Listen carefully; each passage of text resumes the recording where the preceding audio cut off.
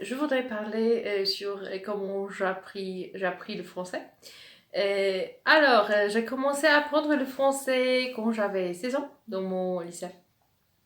Et avant de ça, je me souviens de l'été juste avant d'aller au lycée, où je savais que j'aurais apprendre le français en septembre.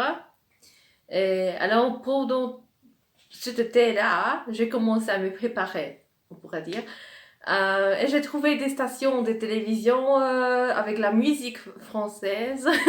C'est mon chien là. Avec la musique française.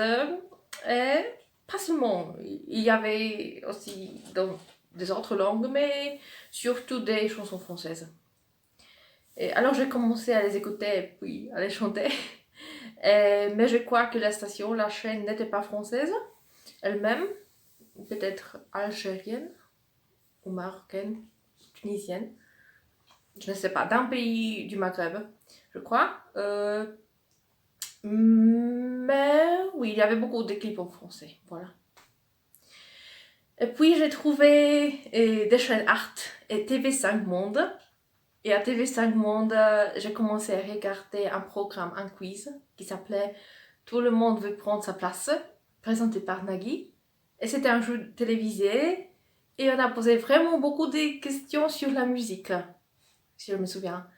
C'était vraiment utile pour apprendre, mais aussi je trouvais que qu'est-ce qui se passait là, un peu artificiel. Vous savez, des grimaces, de rires, le comportement de l'audience en général. Peut-être c'est la magie de la télévision. Ce sont mes animaux, mon chat et ma chienne. Alors, excusez-moi. Je ne savais pas comment prononcer des mots français. Et je me suis toujours demandé comment prononcer ces X au bout d'un mot. Par exemple, quand je regardais des films avec Louis de Funès, j'aime beaucoup la série Gendarme hors série. Mais il y avait aussi un premier film avec Louis que j'avais vu, qui appelait La soupe aux choux. Et il y a deux mots avec ces X au bout. Et je ne savais pas du tout comment les prononcer. Et en fait, qu'on ne les prononce pas du tout. Alors, puis en septembre, j'ai commencé à avoir des leçons de français à l'école. Et j'étais une des meilleures étudiantes, mais j'avais l'impression d'avoir des difficultés avec cette langue. Et pour moi, le français semblait plus difficile qu'anglais, que l'allemande. Mais avec le temps, ça m'allait toujours mieux. Et j'ai participé aux compétitions dans ma classe première et terminale. Et puis après mon bac, j'ai continué à étudier le français moi-même. Et j'avais aussi des leçons privées avec ma cousine qui est professeure de français et qui a étudié l'art romanistique dans l'université. Et quelques années après mon bac, je pouvais lire des livres en français. Par exemple, L'Avare de Molière. Oui.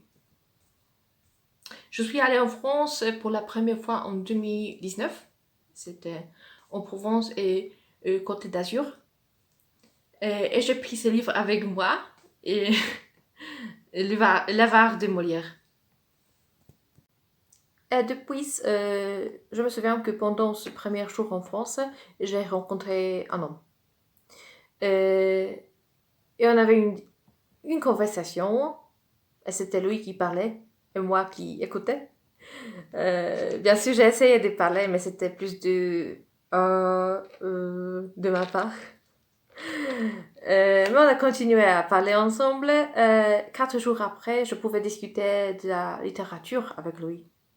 Et on a aussi discuté du système scolaire français et polonais. On a bavardé.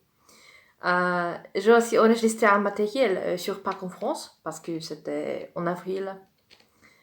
Mon français n'était pas bon dans ce enregistrement, mais j'ai essayé. Et maintenant, je fais quoi de temps en temps en français, et je voudrais aller en France encore. Et puis, j'ai reçu cette bague d'une femme que j'ai rencontrée en France. Voilà. Alors, merci de m'avoir écouté, et peut-être à la prochaine.